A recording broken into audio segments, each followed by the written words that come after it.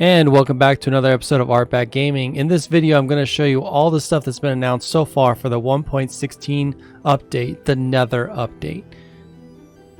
Currently, we're in snapshot 20W15A, and I'll be showing you all the new stuff that's going to be added up to this point that we know of so far. The new biomes, the new blocks, and the new items. I will not be showing like bug fixes and any of that kind of stuff that's going to be happening in the game. That'll be a whole nother video if I do them. So, without any further ado, let's get into the video. And here we are in the Nether. Looking around, we can see one of the new biomes, the Crimson biome on the side. But for right now, we're going to talk about what the old Nether area will be, because they've renamed it to be the Nether Wastes now. So the original kind of biome for it's called the Nether Waste now.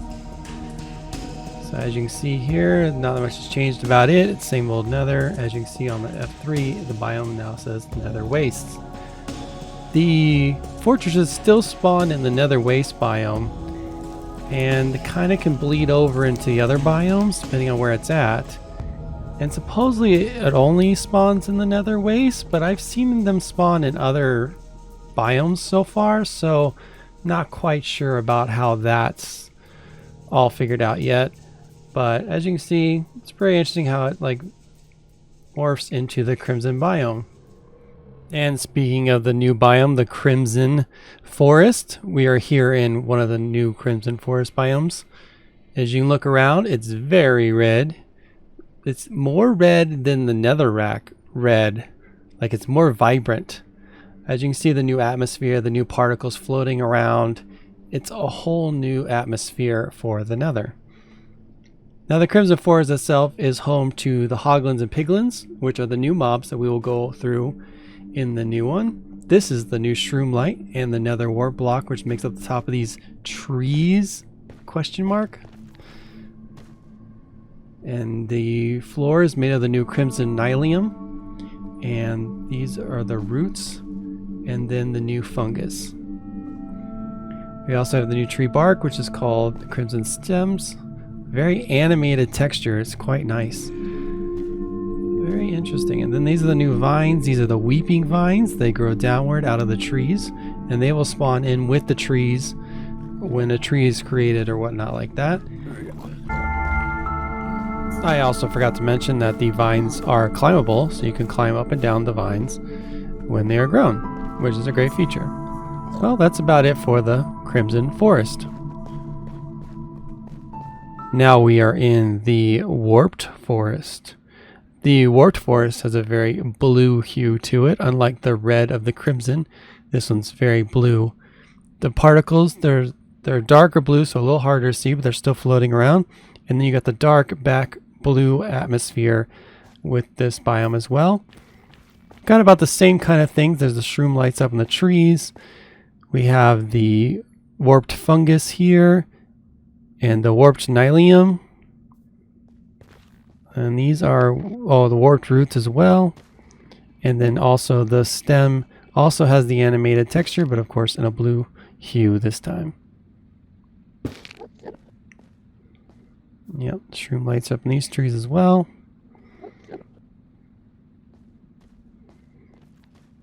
Okay, what else? These are warped wart blocks. Because I want to say warped through 2 times.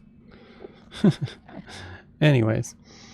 And then down here we have the vines, which are very interesting because these are twisted vines, but they grow upward, not downward like the other one. So this is the first vine in Minecraft that grows upward.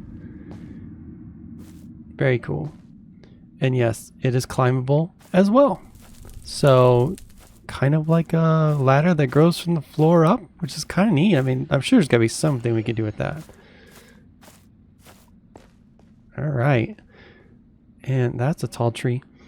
Anyways, yeah, so this is the warped biome, warped forest. This is supposedly the peaceful biome because no mobs spawn here except for Endermen. No other mobs spawn here, just the Endermen. So they call this the peaceful biome. And the next biome is the Soul Sand Valley. I really like the ambience in this look. So this is the Soul Sand Valley. It has mobs of skeletons and ghasts spawn in this one, and a lot of ghasts and skeletons spawn. But what's new in this one? Well, I'm standing on 2 of them. We have the Soul Sand, but we also have Soul Soil now. Soul Soil is a full block, so it doesn't drop down like the Soul Sand, and it doesn't slow you down either. So,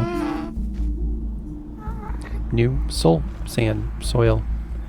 I also can find the bone blocks or the fossil in this biome. They spawn randomly, generate randomly.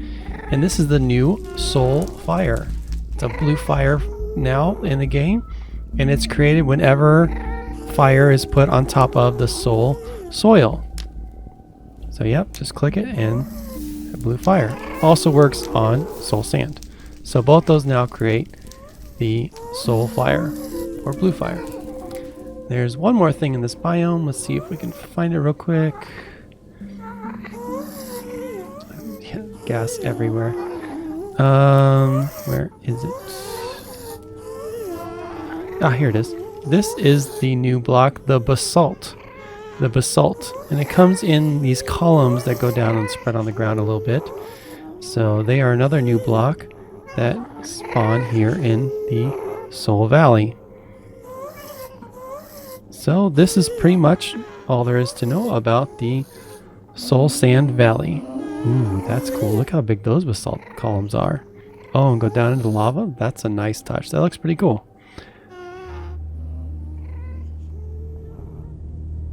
And last, the new biome. This last new biome is the Basalt Delta. This is personally my favorite one.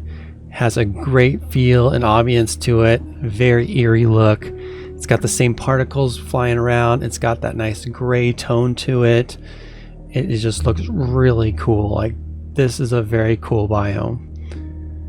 Of course, standing on the basalt. So most of this biome is made up of the basalt in these column tower formations, which covers most of it. But there's this new block here, which is the black stone. There's black stone in the game now. I am so happy there is more black items in the game now. I'll show you later that all the variants go with these stones, that you could have bricks and everything. I'll show you later in the video if you stick around to see it. But this is the Basalt Delta. It's got the stone, black stone, and the basalt. The only mob in here that can be found is the magma cubes, which I think is pretty cool. I think magma cubes were kind of underappreciated, and now to have a whole biome where they just spawn only, it'll be much easier to find them and hunt them down if you need the magma cubes for different items. So very cool that this one biome houses just magma cubes. Now I don't know if you've been listening to the background music, but there's all new background music for the Nether as well. It's been playing in all the other biomes, in all the other background, but it's just really good. It sounds really cool, and in this one it sounds really, really eerie as well. So I'm just let it play for a few seconds.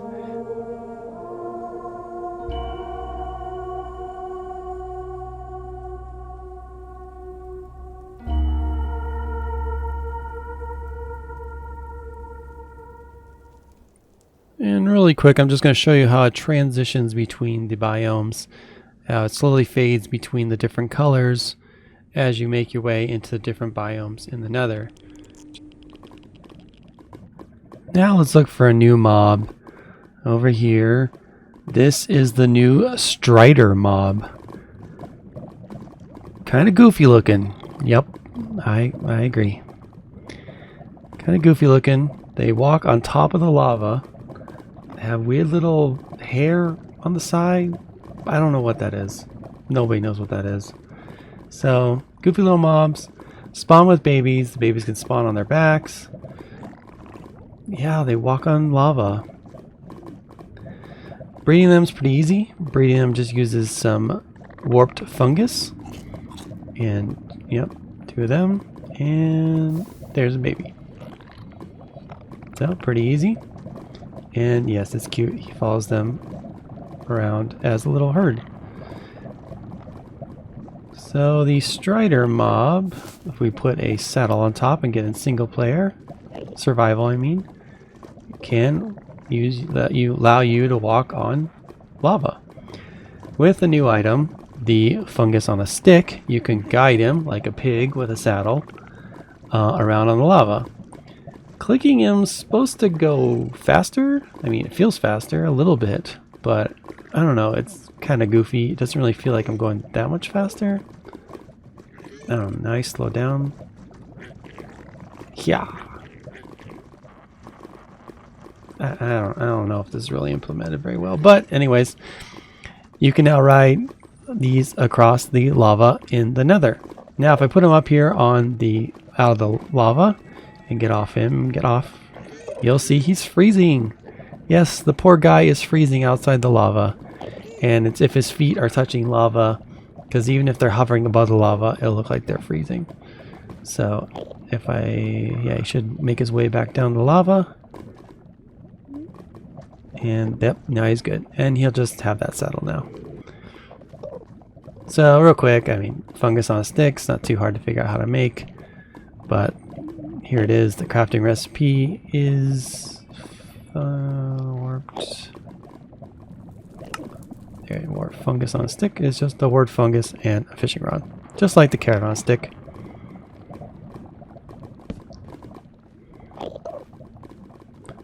Now let's see if we're lucky and we'll get this one other version. Oh, there is. We'll get a zombified pigman riding it once. I don't know how often, but there's a chance of that happening, as we just saw. So that's a cool thing that happens too. Then next we're going to talk about the new piglins and hoglin mobs in the game. First, let's talk about the piglins. They like gold, and they have a new bartering system, which we will talk about here in a few moments. Piglins and wither skeletons do not get along. Piglins will go straight in and attack.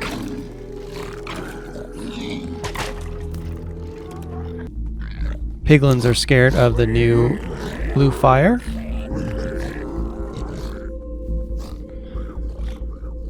Now I'm here in survival mode, and they are not being aggressive to me at all. That's because I'm wearing a gold chestplate, but I take that off, and all of a sudden they're now attacking me, and I'm dead. Now for the bartering system. If you just throw down any type of gold item, they'll run over, grab it, assess what it is, and then they will toss an item back to you if they accept it. That's the bartering system. There's no way, no like menu to click on them or anything. It's all just throwing items. So throw down a couple more, they'll run over, they'll grab it, they'll assess what it is, and then they will throw an item back of their choosing. And that's how you trade with these guys. It's goofy, but sure. The baby hoglins and the baby piglins play together, as you see that was on the back of the hoglin. They also get to stack up a little bit into a little tower. Oh, they're doing it in the background. And they can stack 3 high. Yeah, do it. Do it. Yep, there you go, 3 high. So that's them playing, and that's something else they had in the game. Now this one's going to cause controversy, but as we saw earlier, these pigmen are now changed to the zombified piglins. It makes sense for the new way that the Nether is, but the poor pigmen have been in the game forever, and they're not in the game anymore. Piglins will start to shake in the overworld, and then they will transform into the zombified piglin.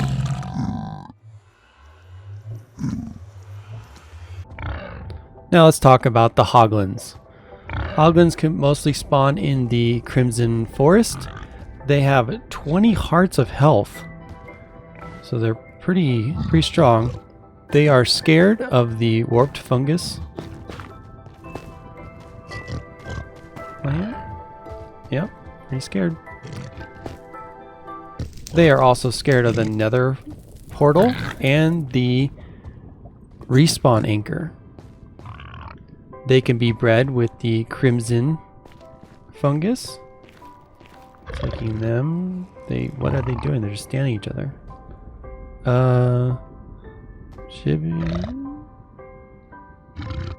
Okay. Maybe not. Oh, there it is. Okay. Make a baby. That was weird. Now in single survival mode, they are instantly aggressive. And that was 3 hearts damage. That was 4 hearts damage. And now I'm dead. Wow, 3 hits. That's pretty strong. In the overworld, the hoglins also shake and then turn into zoglins. And the zoglins attack every mob except for a creeper aggressively. And before we get started with all the new blocks in the 1.6 update so far, I just want to take a moment to thank you all for coming and watching this video.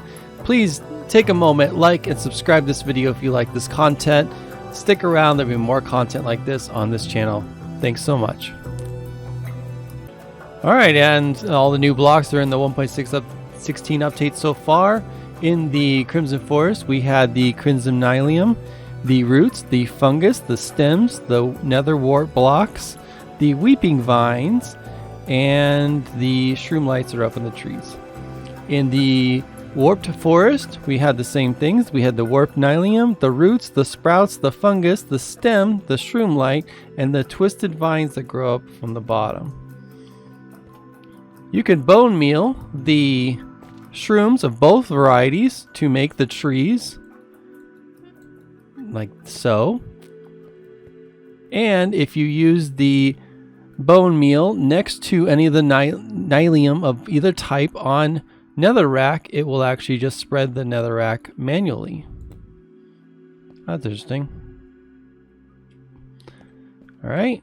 The stems of both versions have the full variety of wood types to build with. So they have the normal wood, the stripped logs, the hypey, I always say that wrong, but the stripped hypey, the planks, the stairs, and the slabs, the fences, fence gates, the trapdoors of both varieties, different little shapes to them, the pressure plates, and the buttons. They also both have doors. This one has like a viney cracked look on it, and this one is very nethery fortress looking door, which I kind of like. All these wood variants do not burn because they are found in the nether. Not click it, fire. So none of them burn. So none of them will catch fire, none of them will start on fire. Nothing like that because they were found in the nether. So that's good if you're doing something around fire. You can now use these variety of wood pieces and they will not burn. And next up we have the ancient debris. The ancient debris can be found in the nether, level 20-ish and below. I'm not for sure if that's exact level, but it's around that area. It's down in the lava, which I will show you in this clip.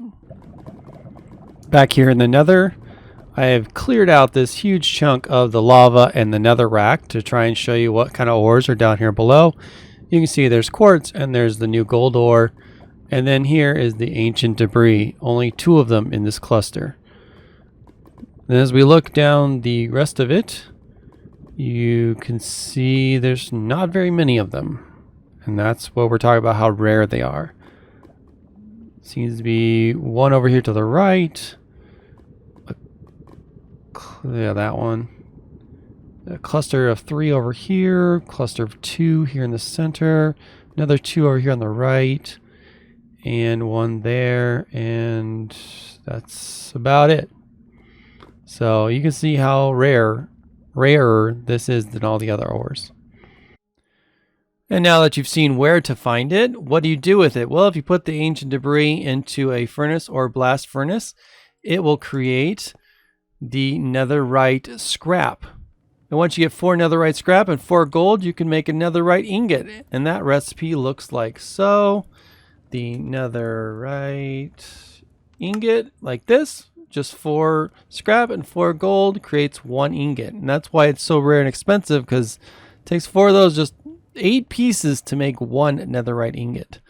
And then once you, of course, get 9 of those, you can then make the block of netherite, which I extremely like the look of the netherite ingot. It's nice and black. It's a nice shape, and it's really nice looking. I enjoy that it's all black stuff now. We're getting more black stuff in the game. So that netherite block you can turn into a beacon if you want. It does power the beacon, but that is the most expensive way to do a beacon now, because that would take you so much time to find all that material. Now the netherite also can be crafted into armor and tools, which is amazing. Amazing stuff. All these tools and all this armor is an upgrade of the diamond armor. So what that means is you take your diamond gear and you put it in the smithing table. Has a function now. So you put your diamond armor in there and you put your ingot, and all of a sudden you have your netherite chest plate. That's what the smithing table does now. It upgrades your diamond gear to netherite gear. Now the netherite armor has some different shape to it finally than the normal iron. You can just tell by the shape of the thing. It's got nose guard, it's got some front pieces now, and the two that are only pretty much different are just the chest plate and the helmet. So if we put that on real quick, you can see that they are just a little bit different. Did that go in my hand? What'd I do? Not my hand, chest. There we go. So you can see that on the arms, they have a couple little pieces that come down around the arms, unlike the ones in this. And the helmet has a nose guard and also 2 like chin guard pieces to them. So the armor actually finally looks a little bit different. It's pretty nice. Now this works for all the weapons and tools as well. If you want to upgrade your diamond armor, your diamond tools, and your diamond weapons to the netherite version, is the same process in the smithing table. The other cool thing about these netherite tools and armor is that armor, tools, and weapons is that they do not burn in lava or fire. As you can see, they actually float down to the end. So that's cool. 1, they do not burn. So you can drop your stuff when you die in the lava and you can go back and recover it. 2, if you've noticed, it is flowing in the lava. That means that lava now flows items down to the end. It actually works with mobs as well. Of course, the only ones it works with is the netherite, because they're the only ones that don't burn. But still, if you set up something, it would flow down the edges as well. Pretty neat. Another block we saw in the Nether was the basalt columns, and the basalt itself is a new block, of course, but it also has a polished version. The polished version it looks more polished on the outside, makes like a nice column look, but then it has like the top and bottom kind of look more like the wood look. But that is crafted through the stone cutter. If you just take your pattern and put it in the stone cutter, you can get the polished version.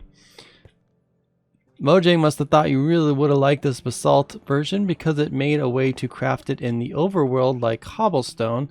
All you need is some soul soil and blue ice. You put the soil soil on the bottom here and blue ice next to it.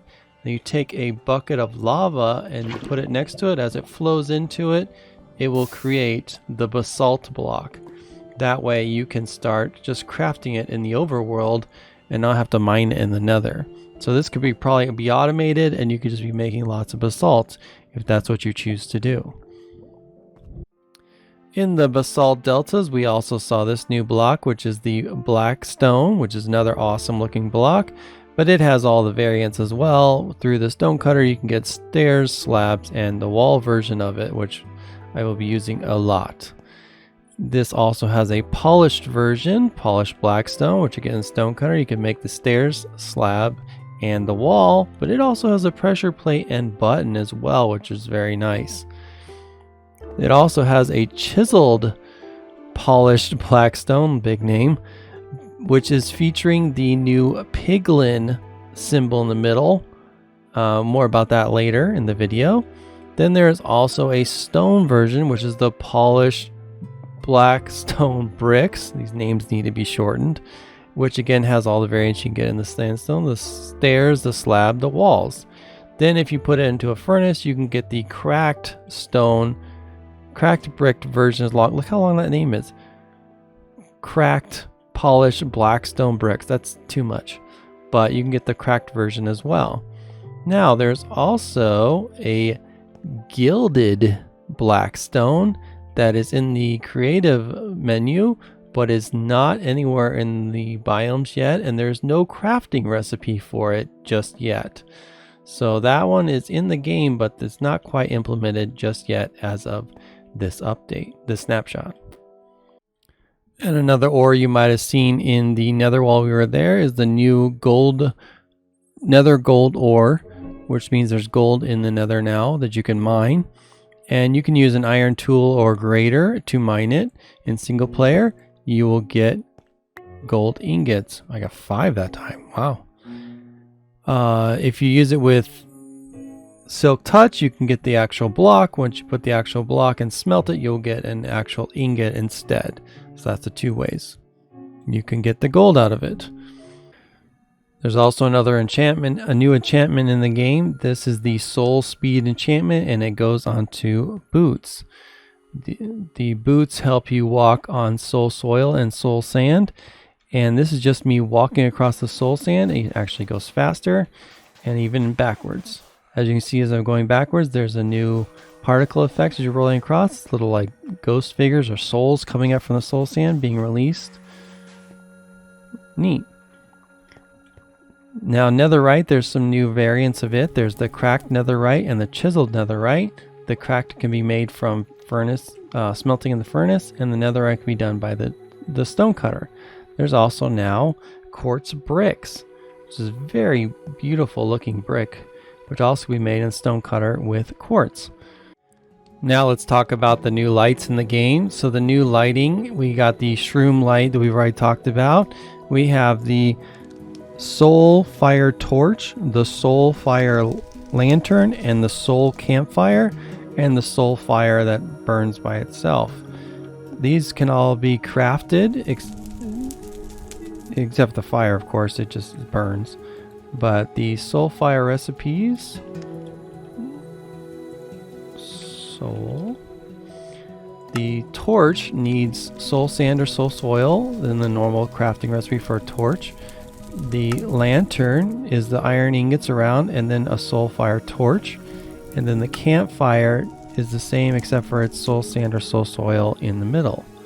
That's how you make those 3 and craft them. They all have a lower light level than their fire counterparts or normal fire counterparts.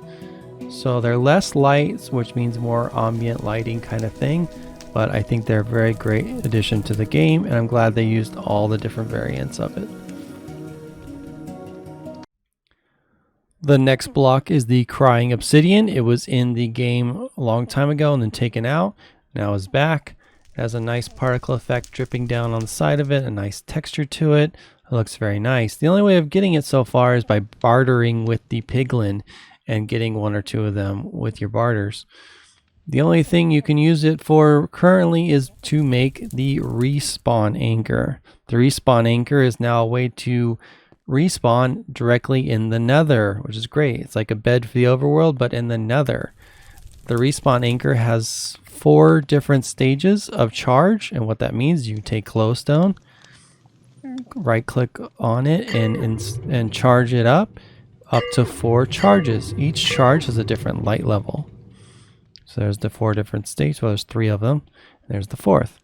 The crafting recipe is very simple. Spawn anchor, and it is 6 crying obsidian and 3 glowstone just to make 1 of them, and then you need more glowstone just to charge it. You can also recharge the anchor by using a dispenser and just push the button and the dispenser shoots out the glowstone and charges it through a dispenser, so you can automate it as well, only up to 4 of course. The charging is because every time you use the respawn, you use up 1 of the charges. So you can have 4 max charges in there at a time. And every time you respawn next to the anchor, you use up a charge. if you do not have any charge in there when you respawn, it will say that you don't have a spot to respawn and put you back at the overworld. Now, these are only meant to be used in the Nether. If you use them anywhere else, they blow up. So they're for the Nether only, and that is quite an explosion. Alright, back here in the Nether, put the anchor down, put in a glowstone, then you can click it to set your respawn point, and as I add more you can see the brightness changes. So that's now set for me to respawn here when I die. So if I jump into lava in the survival mode, I will quickly die, hit respawn, and look at that, right next to the respawn anchor, and I've lost 1 level. So that is what the respawn anchor does. It works just like a bed, just in the Nether. Next up is the target block. Target block was been shown before, but now it actually is implemented in the game. Shoot it with any item, it sends off a redstone signal. You can use any of these items in any combination. You can even fly into it and it will shoot off a redstone signal. Crafting recipe is fairly simple for this. It is 4 redstone and a hay bale. Pretty simple. It can be used in multiple different ways to make different redstone targets that you can use different items on. This would be great for shooting ranges, stuff like that. It runs up to a 16 pulse strength, depending on where you hit it on the target block itself. You can hit any side of it as well. So if you hit the edge, you get a small amount. And then if you hit the center bullseye, you get the full 16. And it is very, very precise. And if you get a bullseye, there's an achievement for it. So that's the target block. The hoe tool is getting some updates here in this 1.16 update. It can now have enchantments and is the preferred tool for some of these items. So this tool right here, we have Unbreaking, Efficiency, and Silk Touch. You can also get Fortune and other enchantments like that. So now it's the preferred tool for hay bales, target blocks, dried kelp, shroom lights, wart blocks, sponges and wet sponges, and leaf blocks. Leaf blocks are what it's good to have fortune for. It helps get more drops. So the hoe is now the preferred tool for these items. And last one, there is a new banner pattern in the game, and it is for the Piglin pattern. It's called the Piglin pattern, pretty much. And it does that Piglin nose pattern we were talking about before in the chiseled block, but it is a new pattern. It's not clear how to get it yet in the game. I think it'd probably be from bartering, but there's no way of knowing where it comes from yet. And if you don't know how they work, you add a colored banner and a pattern and a colored dye into a loom, and you get the banner that you want. So that's the new banner pattern. Thanks for watching, and I hope that's enough information about what's coming up in the new update. This is all I know as of this point in 20W15A. This week there might be more in the next snapshot, and if so, I will come out with another video before the pre-release happens and show you all the other stuff they announced after this point. Thanks for watching. Please like, subscribe, and thank you for watching this update video. See you later. Bye.